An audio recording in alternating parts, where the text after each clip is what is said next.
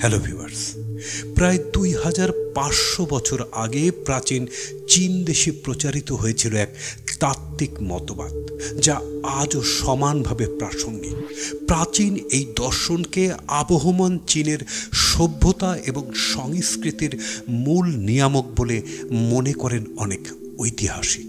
অনেকে আবার এই মতবাদকে নতুন এক ধর্মের প্রবর্তন হিসাবে ভাবতে চাইলেও বেশিরভাগ পণ্ডিতই তার এই মতবাদকে দার্শনিক চিন্তাধারার ধারক এবং বাহক হিসাবে মানেন।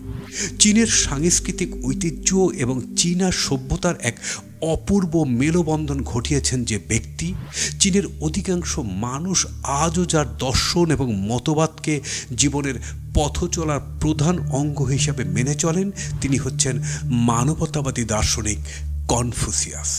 কনফুসিয়াস একাধারে ছিলেন একজন প্রভাবশালী চীনা দার্শনিক, শিক্ষক ও রাজনৈতিক ব্যক্তিত্ব। তিনি ছিলেন কনফুসিয়ান তত্ত্বের প্রতিষ্ঠাতা।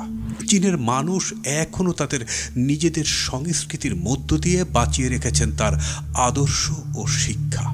তার এই মতবাদ শুধু চীনা রাজনীতি বা সংস্কৃতির গণ্ডির মধ্যেই সীমাবদ্ধ থাকেনি।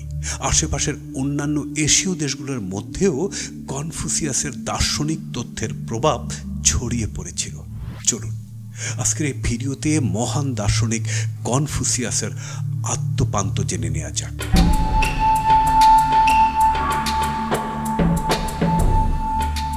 জন্ম ও শৈশব। কনফুসিয়াস জন্মেছিলেন আনুমানিক 550 খ্রিস্টপূর্বাব্দে। তার বাবার নাম কং হি ও মায়ের নাম ঝেও। কনফুসিয়াস নামে পরবর্তীকালে পরিচিত হলেও তার আসল নাম ছিল কংফুতুজু। লু নামে একটি ছোট্ট প্রদেশের সরকারি কর্মচারী ছিলেন তার বাবা। তার শৈশব সম্পর্কে খুব একটা জানা যায় না, তবে বিভিন্ন তথ্য থেকে জানা যায় যে তার শৈশবকাল কেটেছে অপরিসীম দারিদ্র্যের মধ্য দিয়ে। সে সময় চীন অনেকগুলো ছোট ছোট রাজ্যে বিভক্ত ছিল, ফলে এক রাজ্যের সাথে অন্য রাজ্যের যুদ্ধ বিগ্রহ লেগেই থাকত। এইসব জনগোষ্ঠীর পারস্পরিক যুদ্ধ বিগ্রহের ফলে সহায় সম্পত্তি হারাতে হয়েছিল কনফুসিয়াসের পরিবারকে। মাত্র 3 বছর বয়সে বাবাকে হারান কনফুসিয়াস। শোনা যায় স্কুলে যাবার বয়স হতেই কনফুসিয়াসের মা ছেলেকে স্থানীয় একটি স্কুলে ভর্তি করিয়ে দেন। কিছুদিনের মধ্যেই কনফুসিয়াস শিক্ষক, ছাত্র সবার দৃষ্টি আকর্ষণ করতে সক্ষম হন। অসাধারণ মেধা এবং জ্ঞান অর্জনে তার প্রবল আগ্রহের কারণে তার সমসাময়িক ছাত্রদের থেকে তিনি ছিলেন অনেক এগিয়ে। স্কুলের পাঠ্যপুস্তকের বাইরে নানা বিষয় ছিল তার অগাধ জ্ঞান। পাশাপাশি ধর্ম দর্শনে তার পাণ্ডিত্য ছিল চোখে পড়ার মতো। কর্মজীবন। কৈশোর পেরোতে না পেরোতেই জীবিকার সন্ধানে বেরিয়ে পড়তে হয় কনফুসিয়াসকে। কখনো মেষপালক হিসাবে কাজ করেছেন পশু খামারে, কখনো কেরানিগিরি বা লাইব্রেরির চাকরি, আবার কখনো বা শহরের উদ্যানগুলোর রক্ষণাবেক্ষণ ও দেখাশোনার দায়িত্বের কাজও করেছেন নিষ্ঠা ভরে। কিন্তু পড়াশোনার পাঠ চুকিয়ে ফেলেননি কখনোই। অল্প বয়স থেকেই ছাত্রদের পড়াতে শুরু করেছিলেন তিনি। এর মধ্যে বিয়েও হয়ে যায় কনফুসিয়াসের। 19 বছর বয়সে বিয়ে করেন কিগুয়ান নামের এক নারীকে।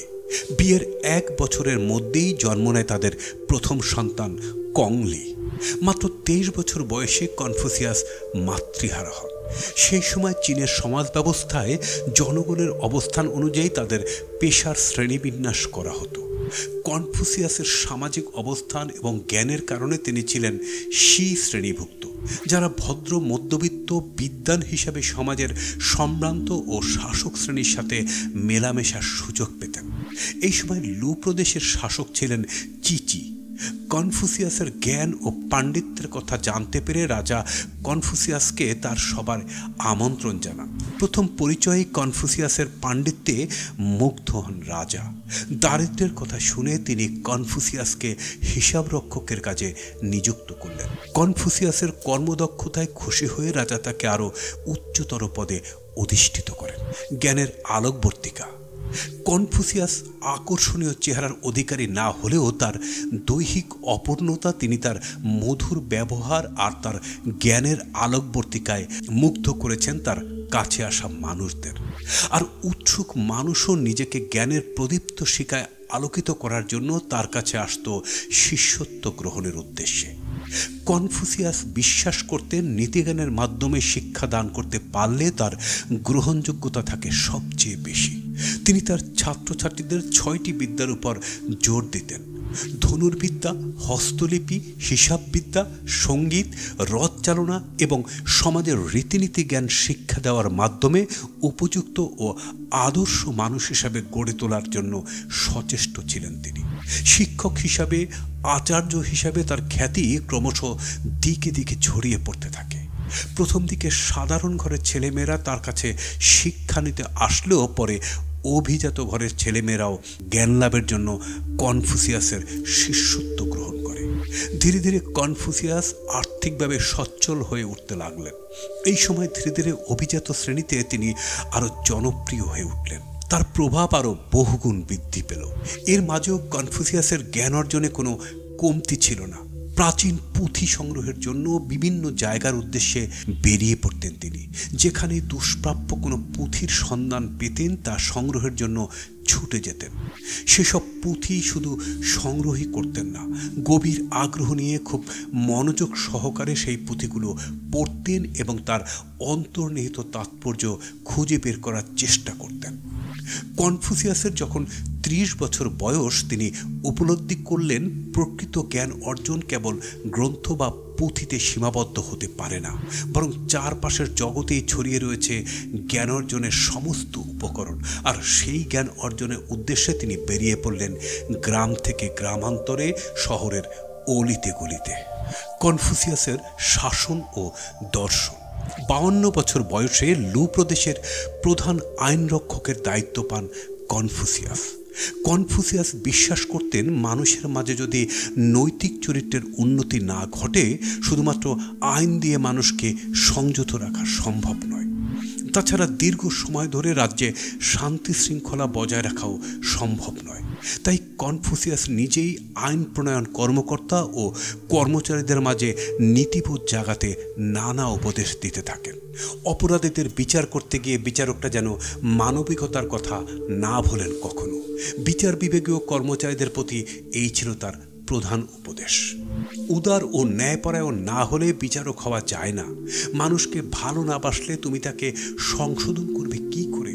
এই কথাগুলো বলতেন তিনি। অল্প কিছুদিনই তার সুফল দেখা দিল রাজ্যে।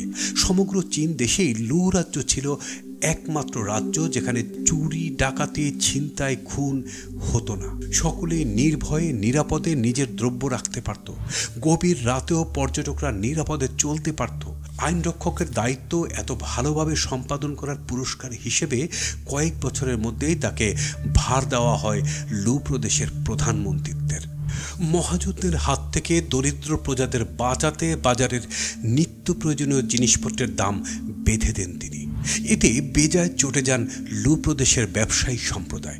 শেষ পর্যন্ত তাদেরই বিরোধিতায় তাকে ছাড়তে হয় প্রধানমন্ত্রীত্বের পদ। তারপর থেকে কনফুসিয়াসের শুরু হয় পর্যটকের জীবন। উত্তর চীনের বিভিন্ন অঞ্চলে ঘুরে ঘুরে মানুষের দুর্দশা দেখে বুঝতে পারেন যে দেশবাসীর এই দুঃখ দুর্দশার মূলে রয়েছে দেশ শাসনের ব্যর্থতা। যুদ্ধ বিগ্রহের অবসান ঘটানোর মাধ্যমে সমাজ ব্যবস্থার পরিবর্তন আনার ব্যাপারে তিনি কাজ করে যেতে লাগলেন। জনসাধারণের মাঝে তিনি ছড়িয়ে দিতে থাকেন তার উপদেশ। এই কাজে তাকে সহায়তা করেন তার কয়েকজন ছাত্র ও অনুগামী। কনফুসিয়াস তার এই দীর্ঘ জীবনে ঈশ্বরের চিন্তা করেননি। আধ্যাত্মিক জ্ঞান অর্জনের ব্যাপারেও তার আগ্রহ ছিল না। তিনি সবাইকে ভালোবাসার মধ্য দিয়ে মানুষের দুঃখ দূর করে তাদের জন্য শান্তি এবং সমৃদ্ধির জীবনযাপনের জন্য নিরন্তর কাজ করে গেছেন। তার মতো আর কারো পক্ষে এত সহজভাবে নীতিবোধের ব্যাখ্যা করা সম্ভব হয়নি। তিনি বলেছিলেন, জীবন সত্যি সহজ, কিন্তু আমরা একে জটিল করে তুলি। এর জন্য তিনি মানুষের মাঝে তার আদর্শ, উপলব্ধি ও নীতিজ্ঞান প্রচার করে গিয়েছেন। তার মধ্য দিয়ে মানুষকে জাগ্রত করতে চেয়েছেন। প্রয়াণ শুধু কর্মজীবনেই নয়, পারিবারিক জীবনেও সবাইকে হয়ে উঠতে হবে আদর্শ মানুষ, হয়ে উঠতে হবে আদর্শ পিতামাতা, পালন করতে হবে আদর্শ পুত্রকন্যার ভূমিকা। কারণ পরিবারই হলো সেই জায়গা যেখানে মানুষের আত্মিক বিকাশের সূত্রপাত। সমস্ত মানুষের প্রতি এই ছিল তার উপদেশ। ধারণা করা হয় এই চীনা দার্শনিক খ্রিস্টপূর্ব 479 সালে 71 বছর বয়সে মৃত্যুবরণ করেন। কুফু নগরীর কাংলি সিমেট্রিতে তাকে সমাধিস্থ করা হয়। ভিউয়ার্স, ভিডিওটি সম্পর্কে কোনো মতামত থাকলে কমেন্টস করে জানিয়ে দেবেন, আর ভিডিওটি ভালো লাগলে শেয়ার করে দেবেন। ধন্যবাদ।